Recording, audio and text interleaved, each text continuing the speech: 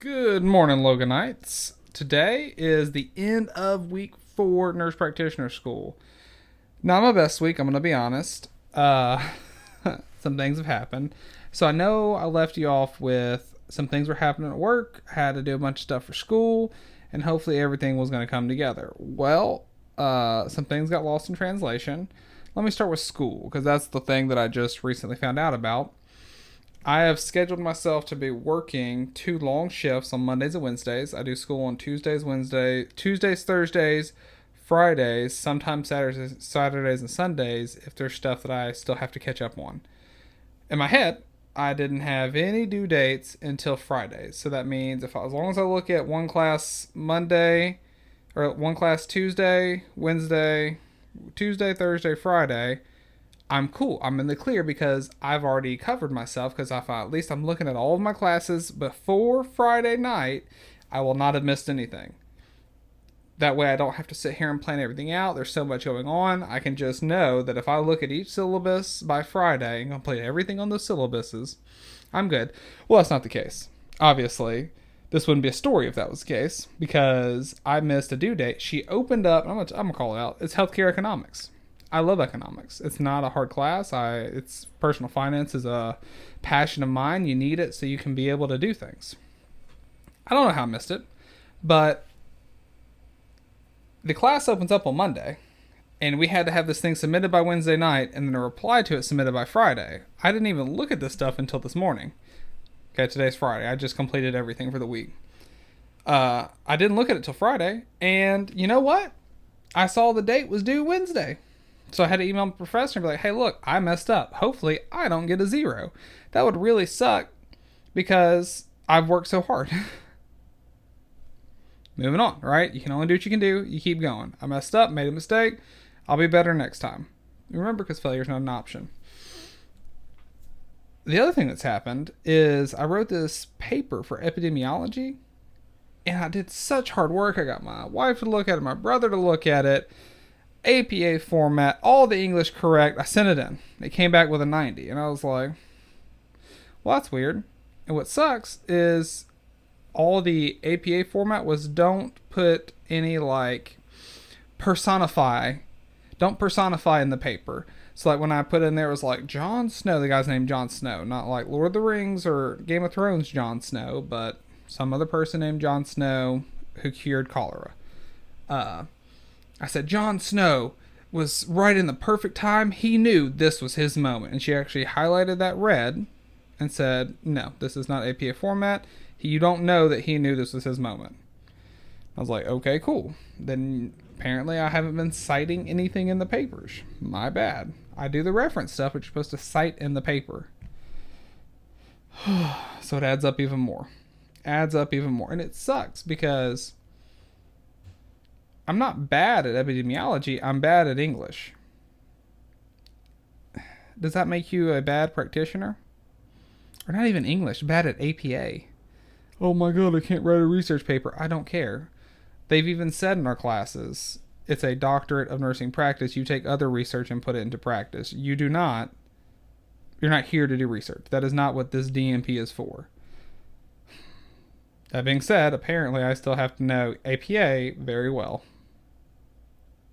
But all my grades have been satisfactory because I think I have to get above an 85 to pass the course.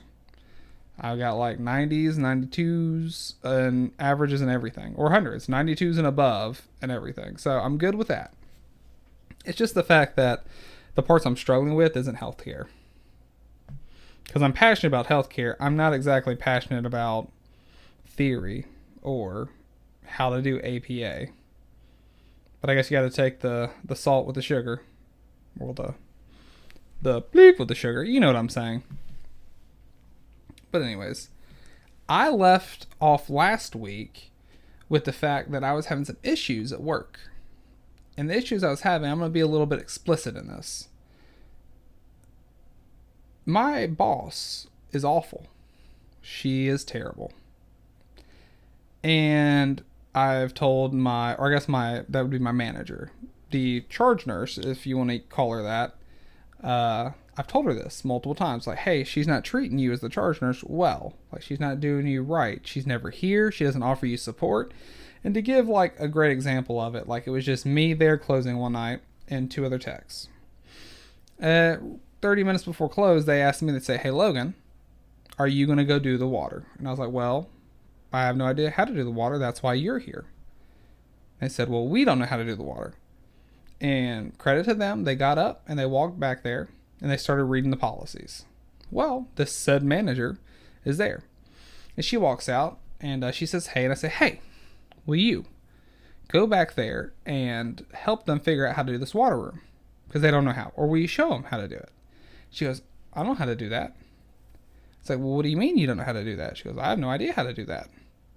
Okay, well, can you go help them figure it out? She goes, nah, I can try. She didn't say that. She said something else like, we can see, but I still don't know how to do it. She goes back there. She sends them a video of someone else showing her how to do it that's now quit. I don't know how legal that is. And leaves them to figure it out. Says, good luck. They're just going to have to figure it out. It's pretty shitty.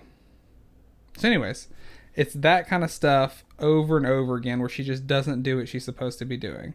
And I was sitting here kind of internally struggling myself about, when do you need to escalate issues at work? When do you need to go up the chain of command? Because I've mentioned it to my charge nurse multiple times. Other specialties are starting to notice this. Social worker comes to me and says, hey, we need to do something about this. You got to complain. Here's the numbers. The dietitian is the same thing. Other people from other clinics, like the training people that go around each clinic, they know that she's not doing what she's supposed to do. So what do I do?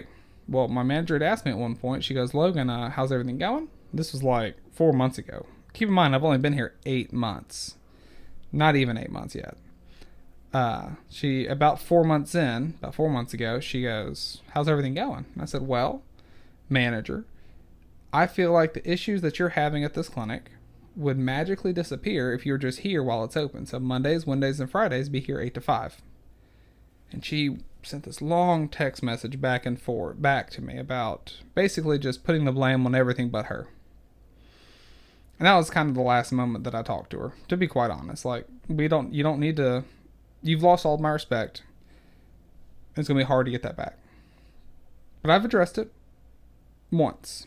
Well, then these other things kept happening, like the example with the water room, about where there's a huge issue with her not doing what she's supposed to do. And I've been wrestling back and forth. Do I really want to do this? Because I'm in school.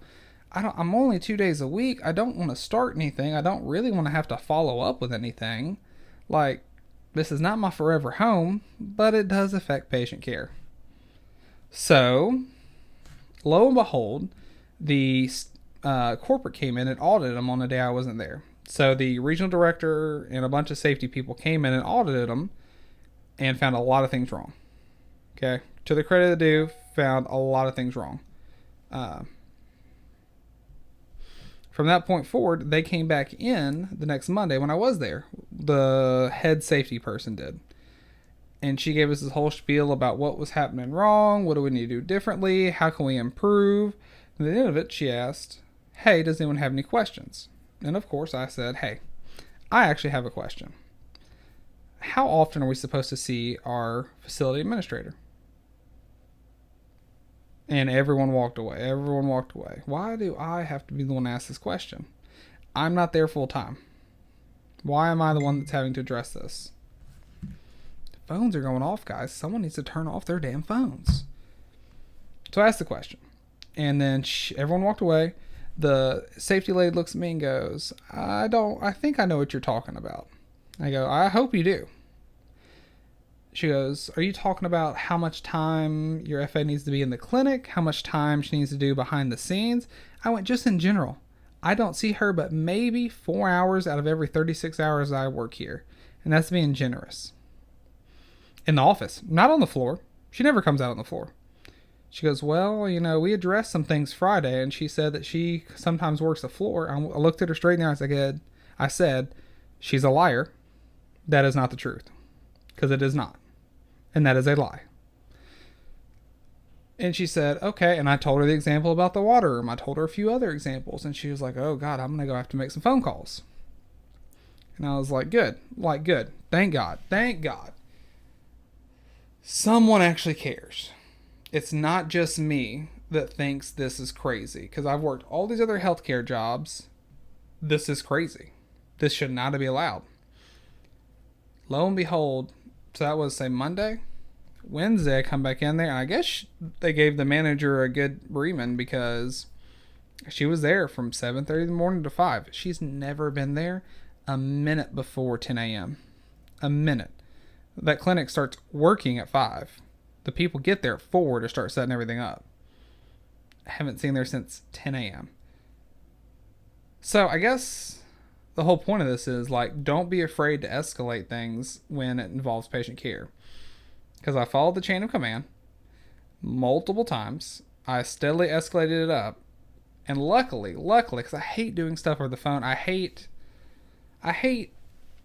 having to go outside of work to go up the chain of command. So, like, I never saw the regional director.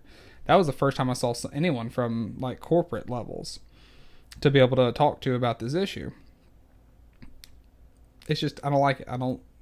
I would love to address it with you in person, see you in face to face. And luckily that's what happened. But it was getting to the point where I had to wrestle with myself where I was like, I am going to have to do something because I can't let this go on and still be a good nurse. So that's what's happened the past week.